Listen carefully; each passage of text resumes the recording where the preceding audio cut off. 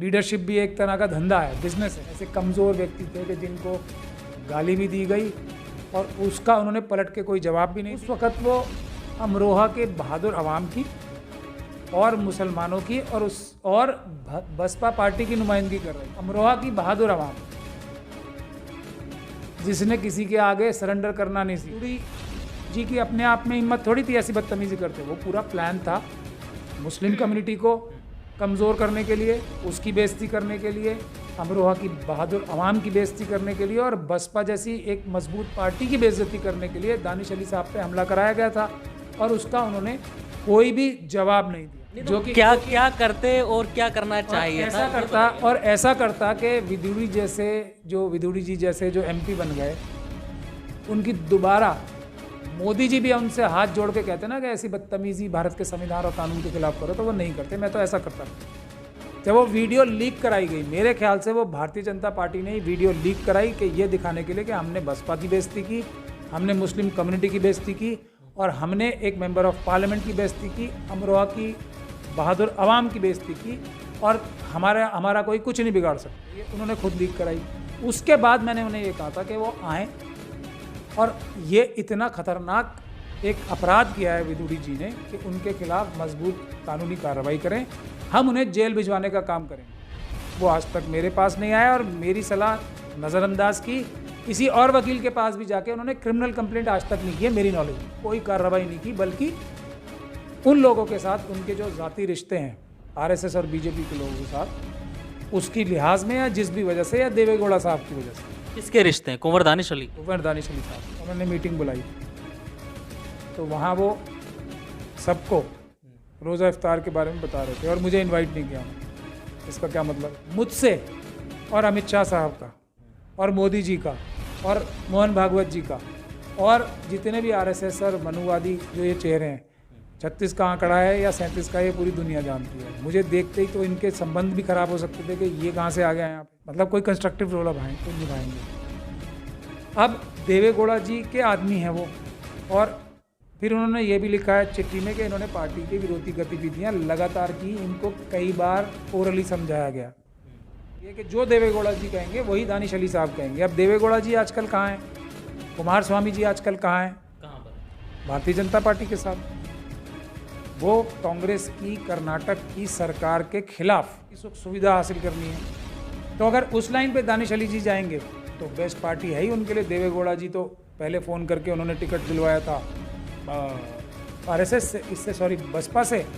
अब वो इधर उनके आजकल घनिष्ठ संबंध चल ही रहे हैं आरएसएस और बीजेपी से, तो वो फ़ोन करेंगे, सीट दिलवा देंगे। कोई भी सीट की क्या ज़रूरत है, सीधा मंत्री बनवा देंगे। वो तो मुस्लिम कम्युनिटी के हैं और वो मुस्लिम कम्युनिटी के बारे में अगर आप रिप्रेजेंटेशन करना चाहते हैं, मुसलमानों की नुमाइंदगी करना चाहते हैं, तो उन्हें बिलखुसूस मुसलमानों की नौकरी करनी पड़ेगी कि आपको आरएसएस और बीजेपी के साथ जाना है। तो ये अगर जाएंगे, ये बात मायावती जी की चिट्ठी से भी साथ होगी। आदाब नाजरीन, आप देख रहे हैं पसमानदा की आवाज़ और मैं अब्दुल वाजिद चिश्ती निज़ामी।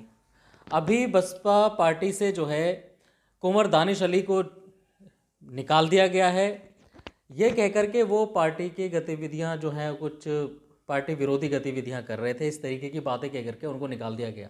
जिस तरह संसद के अंदर एक सांसद ने दूसरे सांसद को नाजेबा अल्फाज किए, किस तरीके से उनको कटवा कटमुल्ला इस तरीके से बोला बीजेपी के सांसद रमेश बिदूड़ी ने, उनके खिलाफ तो कोई कार्रवाई नहीं हुई, लेकिन कुंवर दानिश अली की पार्टी ने उनके खिलाफ जरूर कार्रवाई कर दी है।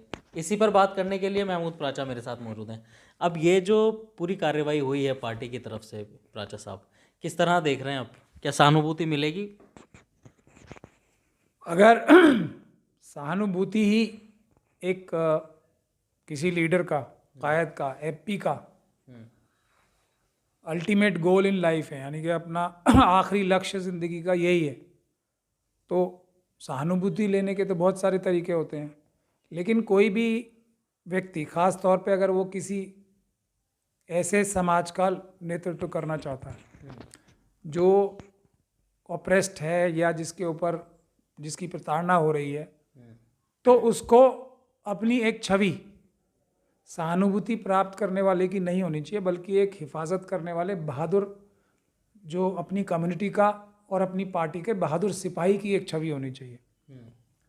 तो ये महत्वपूर्ण बात है, वरना तो बहुत सारे लोग हैं, हम टीवी पे देखते हैं, बहुत सारे जो मुसलमानों की शक्ल बना के टीवी पे जाते हैं और फिर वहाँ गाली खाते हैं और सहानुभूति प्राप्त करते हैं और फिर आके बाहर भी आके पैसे इकट्ठे करते हैं कि देखो हमें इस तरह से बदतमीजी की टेलीविज़न पे। तो ये एक अगर कोई प्रोफेशनली ही क़यादत को लेता है कि क़यादत भी या लीडरशिप भी एक तरह का धंधा है, बिजनेस है, तो उस हिसाब से तो सहानुभूति लेने के लिए कोई स्ट्रैटेजी बनती है और उसको इम्प्लीमेंट किया जाता है। मैं उस पर क्या बोल सकता हूँ, ये तो आपको दानिश अली साहब से पूछना पड़ेगा कि क्या इसमें कोई वो ऐसी स्ट्रैटेजी बना रहे हैं कि इससे उन्हें सहानुभूति मिले ज़ाती तौर पे। नहीं, सहानुभूति तो उनको मिली बहुत, जब संसद में उनको पूरे उनके ज़रिए पूरे मुसलमान कम्युनिटी कोई जो है माइनॉरिटी कोई जो कहा गया वो सबके सामने है, मैं उनको दोहराना नहीं चाहता। लेकिन अब जैसे कानूनी कार्रवाई करनी चाहिए थी, क्या कोई ऐसी कानूनी कार्रवाई की गई थी दानिश अली के ज़रिए? देखिए, उनको ज़ाती तौर पे जो एक शुक्ला साहब हैं, जर्नलिस्ट हैं एनडीटीवी के, जो कि एनडीटीवी अडानी साहब का है, वो शुक्ला साहब ने उनकी बहुत ही अच्छी रोते हुए तस्वीरें शाया की थी और उससे उनको ज़ाती तौर पे सहानुभूति मिली कि वो एक ऐसे निरीह प्राणी थे, ऐसे कमज़ोर व्यक्ति थे कि जिनको गाली भी दी गई और उसका उन्होंने पलट के कोई जवाब भी नहीं दिया। हाँ, रोते रोते अपने घर आ गए और उसके बाद शुक्ला जी को बुला लिया, एनडीटीवी के अडानी जी के शुक्ला जी को बुलाया और शुक्ला जी ने उनकी एक बहुत ही ऐसी स्थिति प्रस्तुत की कि ये आदमी हर तरफ से पिट के ज़मीन पे गिर के रो रहा है।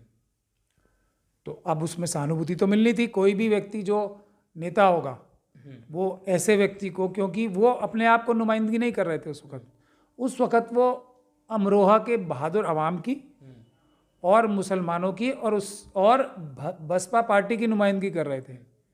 इन तीनों को, बसपा को जो कि एक बहादुर पार्टी मानी जाती है, जो और अगर उनके लीडर्स की अगर हिस्ट्री देखी जाए तो उनके ऊपर एक से बढ़कर एक जुल्म हुए, लेकिन उन्होंने हर जुल्म का मुंह तोड़ जवाब दिया। उनकी छवि बसपा के लीडर्स की ऐसी जानी जाती है और अपना अपर हैंड रखा सब जगह, ऐसी छवि मानी जाती है। अब एक तो उन्होंने बसपा पार्टी के एक एमपी की इतनी ज़्यादा धुलाई और उसकी रुलाई ये पेश की, तो बसपा की लीडरशिप को अच्छा लगा होगा या बुरा लगा होगा, मैं इस बारे में क्या बोल सकता हूँ। दूसरा, मुस्लिम कम्युनिटी जो एक बहादुर कम्युनिटी है, उसका क्या हुआ होगा? उसको सहानुभूति चाहिए थी या कोई अपने हक की आवाज़ उठाने के लिए कोई मजबूत आवाज़ चाहिए थी? ये सवाल भी आपको दानिश अली साहब से पूछना चाहिए। उनको सहानुभूति मिली, लेकिन मुस्लिम कम्युनिटी का क्या हौसला तोड़ा गया और उन्होंने तोड़ने में मदद की? ये सवाल भी आपको दानिश अली साहब से करना चाहिए। और तीसरी चीज़, अमरोहा की बहादुर आवाम जिसने किसी के आगे सरेंडर करना नहीं सीखा, उनकी नुमाइंदगी करने के लिए जो उनके सबसे बड़े मेंबर ऑफ पार्लियामेंट लीडर थे, उनकी ये हालत की कि वो रोते रोते घर पहुंचे, रोना धोना कर रहे हैं और कोई मजबूत कार्रवाई कर ही नहीं रहे, सिर्फ गुहार लगा रहे हैं मोदी जी से और इनसे। अब मोदी जी ने तो ये सारे, अमित शाह और मोदी जी क्या करते हैं, ये तो सब प्लान करके ही कराते हैं। विदुड़ी जी की अपने आप में हिम्मत थोड़ी थी ऐसी बदतमीजी करते, वो पूरा प्लान था मुस्लिम कम्युनिटी को कमज़ोर करने के लिए, उसकी बेइज्जती करने के लिए, अमरोहा की बहादुर अवाम की बेइज्जती करने के लिए और बसपा जैसी एक मजबूत पार्टी की बेइज्जती करने के लिए दानिश अली साहब पे हमला कराया गया था और उसका उन्होंने कोई भी जवाब नहीं दिया। नहीं, जवाब तो दिया उन्होंने, काफ़ी आवाज़ उठाई और प्रोटेस्ट भी किया, संसद के बाहर तख्ती लेके अब भी खड़े हुए वो जब संसद शुरू हुई। देखिए, उसके फ़ौरन बाद क्या करना चाहिए? मैं मुझसे ये सवाल पूछा गया था, जब पूछा ये काफ़ी सारे जर्नलिस्टों ने पूछा था कि आप उनकी जगह होते तो क्या कहते। मैंने कहा मैं क्या कहता और वो क्या कहता करते तो वो तो एक अलग बात है ना। हर एक इंसान की अलग अलग फितरत ऊपर अल्लाह ताला ने बनाई है, किसी को कैसा बनाया है, किसी को कैसा बनाया है, तो ये कंपैरिजन ठीक नहीं है। फिर भी मैंने अपने आप बताया था कि मैं क्या करता, लेकिन वो महत्वपूर्ण नहीं है। कोई भी एमपी जिसका, और एक मजबूत पार्टी से आने वाला एमपी, बसपा जैसी पार्टी से जो पूरे बहुजन समाज को रिप्रेजेंट करती है, उस पार्टी से आने वाला व्यक्ति एक मेंबर ऑफ पार्लियामेंट, लोकसभा का इलेक्टेड मेंबर ऑफ पार्लियामेंट, और अमरोहा की जैसी बहादुर जमीन से आने वाला व्यक्ति क्या करता, मैंने वो बताया था, क्योंकि मैं हो सकता है उससे कुछ अलग करता और उसी वक्त कुछ ना कुछ करता, जो कि क्या करते और क्या करना चाहिए था, ऐसा करता, और ऐसा करता कि विदुड़ी जी जैसे जो एमपी बन गए, उनकी दोबारा मोदी जी भी उनसे हाथ जोड़ के कहते ना कि ऐसी बदतमीजी भारत के संविधान और कानून के खिलाफ करो, तो वो नहीं करते। मैं तो ऐसा करता कुछ, और इतने टाइम के लिए जेल जाते वो कि शायद अभी तक जेल में होते, उनको इंचार्ज भी नहीं बना पाते मोदी जी राजस्थान का। यही ऑफर, हालांकि मुझे ऐसा करना नहीं चाहिए था, लेकिन मैंने किया। ये कहा मैंने ऑन न्यूज़ चैनल्स, और वो बहुत सारे जगह वायरल हुए और उन्होंने भी देखे थे, क्योंकि मिलने जुलने वाले हमारे भी दोस्त हैं वो, तो मिलने जुलने वालों के थ्रू भी कहलवाया कि आपने क्या कर दिया ये। तो मैंने तब भी ये कहा था कि उनको भारत का संविधान और कानून का इस्तेमाल करके, एक तो उसी वक्त तो खैर उनकी हिम्मत हुई या नहीं हुई उनसे ही पूछिए, वेल में जाना चाहिए था ना प्रोटेस्ट करने, और वेल में बैठना चाहिए था वहाँ पे, ताकि पूरी दुनिया देखती कि एक बहादुर आदमी है, बहादुर पार्टी का, बहादुर अवाम का, और बहादुर लोकसभा का बहादुर एमपी है। वो तो उन्होंने किया नहीं, वो तो जाने दिया वैसे ही। जब वो वीडियो लीक कराई गई, मेरे ख्याल से वो भारतीय जनता पार्टी ने ही वीडियो लीक कराई कि ये दिखाने के लिए कि हमने बसपा की बेइज्जती की, हमने मुस्लिम कम्युनिटी की बेइज्जती की, और हमने एक मेंबर ऑफ पार्लियामेंट की बेइज्जती की, अमरोहा की बहादुर अवाम की बेइज्जती की, और हमारा कोई कुछ नहीं बिगाड़ सकता। तो ये उन्होंने खुद लीक कराई। उसके बाद मैंने उन्हें ये कहा था कि वो आए, और ये इतना खतरनाक एक अपराध किया है विदुड़ी जी ने कि उनके खिलाफ मजबूत कानूनी कार्रवाई करें, हम उन्हें जेल भिजवाने का काम करेंगे। वो आज तक मेरे पास नहीं आया, और मेरी सलाह नज़रअंदाज की, किसी और वकील के पास भी जाके उन्होंने क्रिमिनल कंप्लेंट आज तक नहीं की है मेरी नॉलेज में। तो अब ये बाकी सब तो वही होता है ना, जैसे टीवी पे पिटाई हुई, गाली खाई, और बाहर जाके और मजलूमियत दिखाई और पैसे बटोरे। मुझे ये लगता है क्योंकि उन्होंने आज तक कोई कानूनी कार्रवाई विदुड़ी जी के खिलाफ, और उससे भी बड़ी बात भारतीय जनता पार्टी के और आरएसएस के खिलाफ, जिसके इशारे पे ये सब हुआ था, कोई कार्रवाई नहीं की, बल्कि उन लोगों के साथ उनके जो जाती रिश्ते हैं आरएसएस और बीजेपी के लोगों के साथ, उसकी लिहाज में या जिस भी वजह से, या देवेगौड़ा साहब की वजह से। किसके रिश्ते हैं? कुंवर दानिश अली? कुंवर दानिश अली साहब के। दावे से कह रहे हैं आप? कैसे पूरे दावे से कह रहा हूँ, वो मैं उनका अच्छा दोस्त हूँ। वो जब मुझे वहाँ मिले थे, वो एक जब वक्फ की 123 प्रॉपर्टी का जो इशू चल रहा था, तो जो केरल से हमारे सांसद थे, उन्होंने मीटिंग बुलाई थी, तो वहाँ वो सबको रोज़ा इफ्तार के बारे में बता रहे थे, और मुझे इनवाइट नहीं किया उन्होंने। इसका क्या मतलब है? मुझे वो बहुत अच्छा दोस्त मानते हैं, आप पूछ लीजिएगा, आज से नहीं, मैं उन्हें 10वें साल से जानता हूँ। कुंवर दानिश अली साहब ने आपको इनवाइट नहीं किया? हो सकता है जहन में ना रही हो। सामने बैठा था ना उनके, तब भी मेरे सामने सबको किया इनवाइट, मुझे नहीं किया। एक बात, चलिए नहीं किया, ये तो अपनी अपनी वो होती है, लेकिन उस पार्टी में क्या भारतीय जनता पार्टी के लोग गए थे या नहीं गए थे, ये आप चेक कर लीजिए। मुझसे और अमित शाह साहब का और मोदी जी का और मोहन भागवत जी का और जितने भी आरएसएस और मनुवादी जो ये चेहरे हैं, 36 का आंकड़ा है या 37 का, ये पूरी दुनिया जानती है। मुझे देखते ही तो इनके संबंध भी खराब हो सकते थे कि ये कहाँ से आ गया यहाँ पे। तो मैं इस बात को बुरा नहीं मान रहा हूँ, लेकिन जो मायावती जी के बारे में अभी आपने कहा, या बसपा के बारे में कहा कि उनको पार्टी से निकाल दिया, तो जो देवेगौड़ा जी के आदमी माने जाते हैं वो, अब देवेगौड़ा जी, और मुझे किसी ने बताया कि जो लेटर में भी लिखा है उनके, यही हवाला दे के लिखा है कि देवेगौड़ा जी ने ये उनको उनके टिकट के लिए रिक्वेस्ट की थी। देवेगौड़ा जी ने और उन्होंने दोनों ने मिलके गारंटी दी थी कि ये पार्टी के लाइन के खिलाफ जाके कोई काम नहीं करेंगे और पार्टी की मदद करेंगे, मतलब कोई कंस्ट्रक्टिव रोल निभाएंगे। अब देवेगौड़ा जी के आदमी हैं वो, और फिर उन्होंने ये भी लिखा है चिट्ठी में कि इन्होंने पार्टी के विरोधी गतिविधियां लगातार की, इनको कई बार ओरली समझाया गया, उसके बाद भी ये करते रहे, तो इसलिए मजबूरी में हमें निकालना पड़ रहा है। ये उनकी चिट्ठी में ऐसा कुछ लिखा है, किसी ने मुझे बताया है अभी, और अमरोहा से ही फ़ोन करके बताया किसी ने। तो अब ये बात समझ लीजिए आप कि जो देवेगौड़ा की वजह से टिकट मिला था, और जो ये बात दुनिया जानती है कि जो देवेगौड़ा जी कहेंगे वही दानिश अली साहब कहेंगे। अब देवेगौड़ा जी आजकल कहाँ हैं, कुमार स्वामी जी आजकल कहाँ हैं, कहाँ पर है? भारतीय जनता पार्टी के साथ। वो कांग्रेस की कर्नाटक की सरकार के खिलाफ एक महाज एक फ्रंट बन रहा है जो कर्नाटक की सरकार को गिराकर भारतीय जनता पार्टी 35 एमएलए तोड़ने की तैयारी में अमित शाह जी और उनकी पूरी टीम लगी हुई है कि किसी तरीके से कर्नाटक की सरकार गिरा दें और देवेगौड़ा जी और बीजेपी मिलके वहाँ सरकार बना ले। तो अब जब देवेगौड़ा जी के ही वो इशारे पे काम करते हैं, उनकी परमिशन के बगैर कोई काम नहीं करते और उनके साथ कोऑर्डिनेशन करके ही सारे काम करते हैं, तो बसपा क्या अपने आप को इस आने वाले खतरे से नहीं बचाएगी कि वो एक उनका सांसद इस तरह की सरकार तोड़ने, कर्नाटक सरकार की जो सरकार कांग्रेस की तोड़ने की गतिविधियों में शामिल अगर मिल जाएगा तो बसपा का नाम शायद खराब होगा। इसको शायद वो, अब ये सब हम कयास ही लगा सकते हैं ना, इसको पार्टी विरोधी गतिविधियां कह रहे होंगे, वरना और क्या हो सकता है।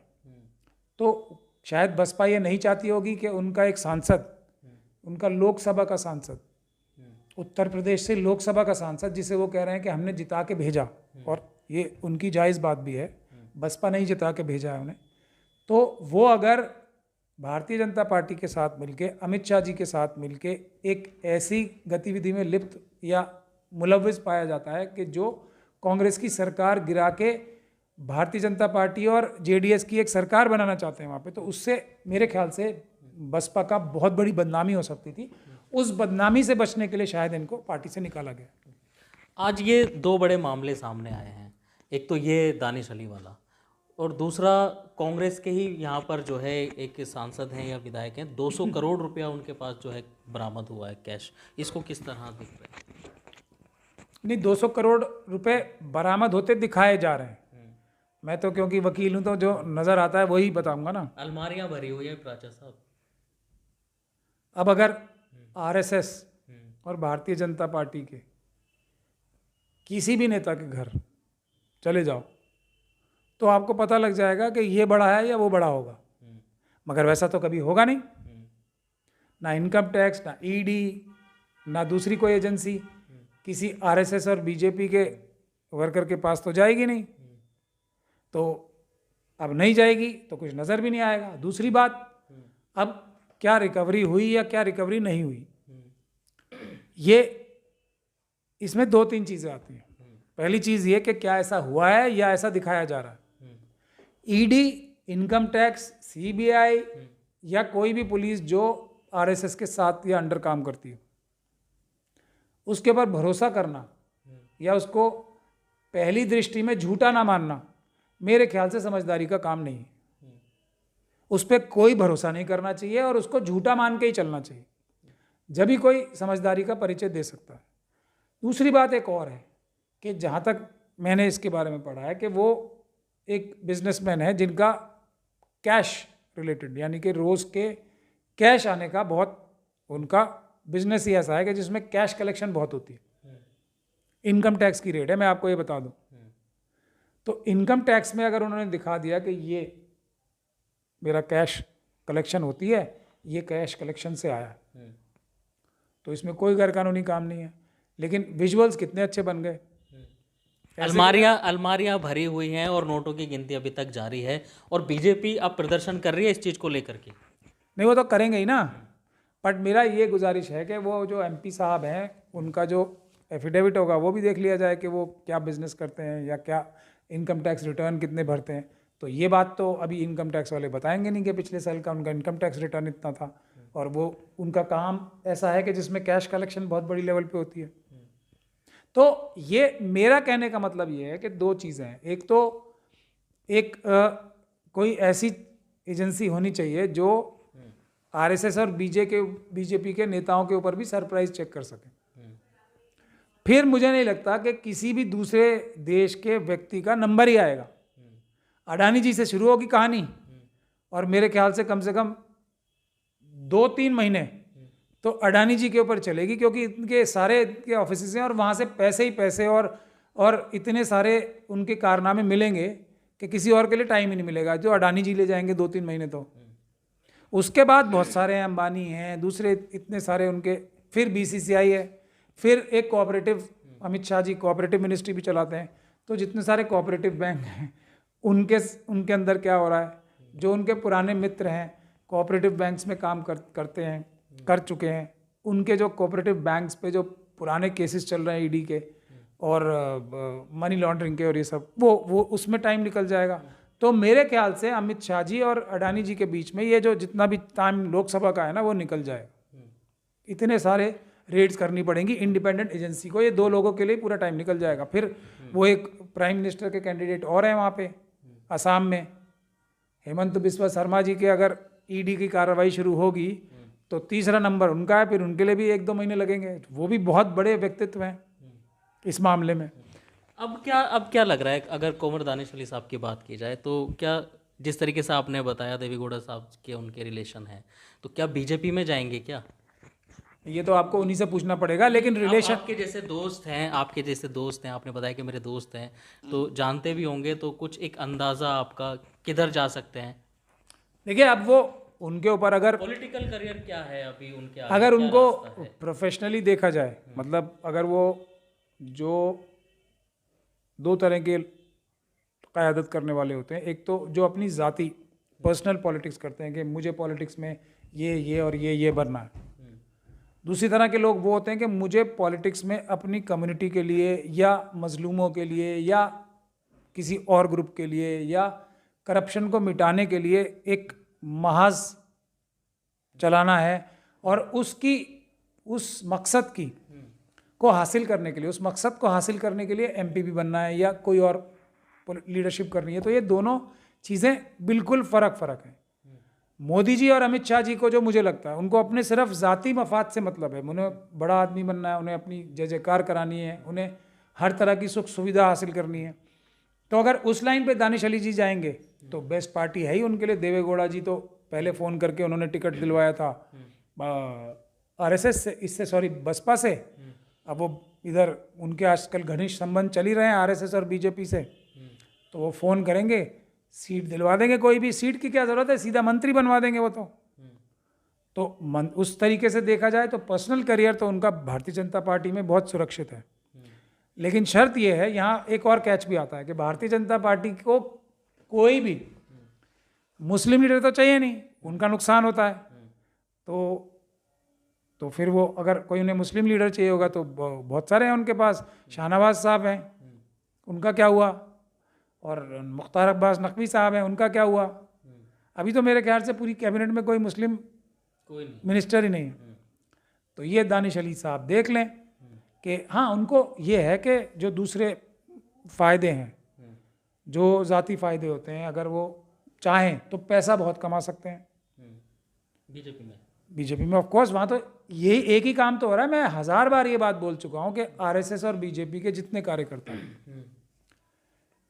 कार्यकर्ता हैं, जो सब आवाम से भी मैं कहता हूँ कि वो जाएं अपने पड़ोस में, देखें कि कोई भी आरएसएस और बीजेपी का कार्यकर्ता हो 10 साल पहले क्या था और वो आज क्या है। वहाँ तो काम ही एक ही चल रहा है ना अभी, और कोई काम नहीं है उनको। तो कांग्रेस की तरफ से भी कुछ ऑप्शन जा सकता है, अगर जाता है तो क्या करना चाहिए इसमें? अब ये तो देवेगौड़ा जी के ऊपर है। अगर वो कांग्रेस में भी बात करेंगे उनके लिए, तो देवेगौड़ा जी तो बड़े आदमी है। कांग्रेस अगर अपनी वहाँ सरकार बचाने के लिए देवेगौड़ा जी को, मतलब इस चीज़ से डिजिस्ट करने के लिए, और कुमार स्वामी जी को कि वो कर्नाटक में जो गतिविधियां कर रहे हैं, तो अगर दानिश अली साहब को इस्तेमाल कर सकती है कर्नाटक गवर्नमेंट की स्टेबिलिटी लाने में, कि वो मजबूर करें या तैयार करें कुमार स्वामी जी को और देवेगौड़ा जी को कि वो वहाँ की सरकार ना गिराएं बीजेपी के साथ मिलके, तो कांग्रेस के लिए भी फ़ायदा है उनका। ये कांग्रेस भी। लेकिन अब ये जो कार्रवाई करी है, जो पार्टी से निकाला गया है, बीएसपी पार्टी से मायावती जी ने निकाला है, तो इससे मुसलमानों में जो उनके समर्थक हैं, जो उनके शुभचिंतक हैं, उनमें भी तो एक पार्टी को लेकर के गुस्सा होगा, या वो भी तो मतलब अब विरोध करेंगे बीएसपी पार्टी का। क्या लग रहा है? नहीं, कोई लॉजिक भी होना चाहिए ना विरोध करने का। लॉजिक तो है ना, पार्टी से निकाल दिया। पार्टी से मैंने आपको अभी इतनी सारी बातें बताई हैं, तो अगर कितने लोग जानते होंगे इस चीज़ को? नहीं, ना जानने की पब्लिक तो नहीं जानती ना, जो जिसका चाहने वाला होता है उसको तो कुछ फर्क नहीं पड़ता ना तो फिर इन चीज़ों से। ये फर्क पड़ना चाहिए। हम्म, आवाम जो है देश की मालिक है, भारत की जनता जो है वो देश की मालिक है, और एमपी एमएलए उनके नौकर होते हैं। अपने नौकरों की कार्रवाइयों के बारे में अगर आवाम नहीं जानेगी, अंधभक्ति करेगी, जिसके हम सब लोग मुखालिफ हैं, किसी की भी अंधभक्ति करेगी, तो वो देश का भी नुकसान करेंगे, अपनी कम्युनिटी का भी नुकसान करेंगे, और हर मजलूम का नुकसान करेंगे। मैं ये नहीं कह रहा कि दानिश अली साहब ने ये सब किया है, लेकिन इसको अच्छी तरीके से सोचना, समझना, हर एस्पेक्ट को तोलना, और अपने लीडर से सवाल करना पब्लिकली, ये सबसे अहम बात होती है। उसके बाद ही किसी को लीडर बनाना चाहिए, वरना जितने कमज़ोर तबके हैं उनकी सबसे बड़ी प्रॉब्लम यही है कि उनकी क़यादत जो है वो उनके काबू में नहीं रहती। मतलब जो उनके नौकर होते हैं वो उनके काबू से निकल जाते हैं। दानिश अली साहब मेंबर ऑफ पार्लियामेंट है, अमरोहा की जनता के नौकर हैं, नौकर ए अव्वल मुस्लिम कम्युनिटी के हैं, और वो मुस्लिम कम्युनिटी के बारे में अगर आप रिप्रेजेंटेशन करना चाहते हैं, मुसलमानों की नुमाइंदगी करना चाहते हैं, तो उन्हें बिलखुसूस मुसलमानों की नौकरी करनी पड़ेगी। और अगर नौकरी करनी पड़ेगी तो नौकर जो मालिक है उसके साथ सामने बैठ के हर कड़वे सवाल का जवाब भी देना पड़ेगा, और अगर जवाब ना दे पाए तो मालिकों को चाहिए कि ऐसे नौकरों को सज़ा भी दे।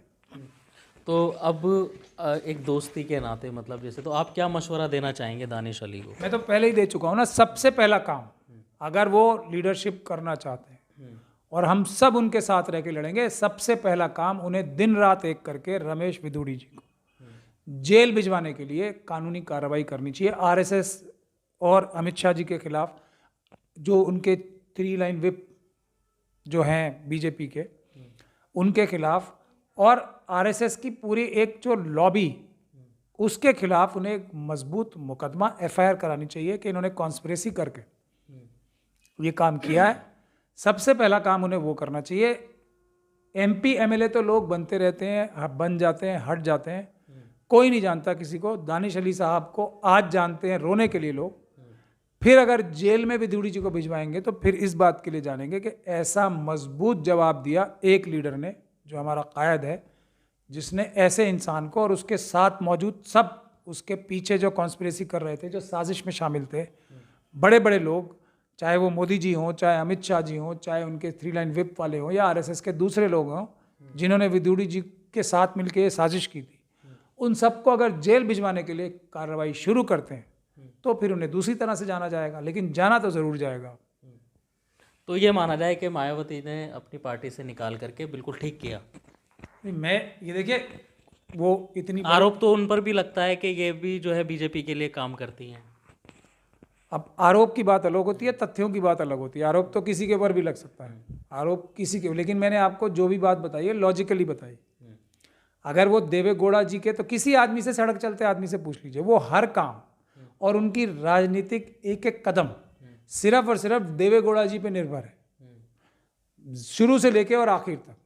वो एक कदम और एक सांस भी, राजनीतिक सांस भी नहीं ले सकते कुमार स्वामी जी और देवे गौड़ा जी से इजाज़त लिए बगैर। और उन्होंने इनको नवाजा भी बहुत। देखिए, अगर उनका एहसान भी ये मानना चाहें, और मानना चाहिए भी, तो वो अगर ये बोलें कल के आपको आरएसएस और बीजेपी के साथ जाना है, तो ये अगर जाएंगे ही। ये बात मायावती जी की चिट्ठी से भी साफ हो गई है कि टिकट भी उन्होंने दिलवाई, वरना टिकट नहीं मिल रही थी इन्हें। टिकट कौन देता इन्हें? आज तक मिली थी कभी टिकट? देवे गौड़ा जी ने दिलवाई। देवे गौड़ा जी ने खुद अपनी पार्टी से भी इनको राज्यसभा नहीं बनाया, और इन्होंने कभी उफ तक भी नहीं की। ये इनकी लॉयल्टी है उनके साथ। तो उन्होंने इनको मदद भी की, दूसरे तरह से तो बहुत मदद की, लेकिन अब राजनीतिक मदद करके एमपी भी देवे गौड़ा जी ने बनवाया। तो उनकी अगर ये नहीं सुनेंगे तो मुनासिब नहीं होगा। लेकिन ये ज़ाती बात हो गई। लेकिन जब इतनी बड़ी गलत काम देवे गौड़ा जी कर रहे हैं इस वक्त, और कुमार स्वामी जी, तो उनकी मुखालफत करना इनका एक ज़मीर का फ़र्ज़ बनता है, जो ये नहीं कर रहे हैं अभी तक। तो अब ये देवे गौड़ा जी के साथ है, इनकी पॉलिटिक्स चमकेगी, भारतीय जनता पार्टी में चमके या कांग्रेस में चमके, ये इनको तय करना है।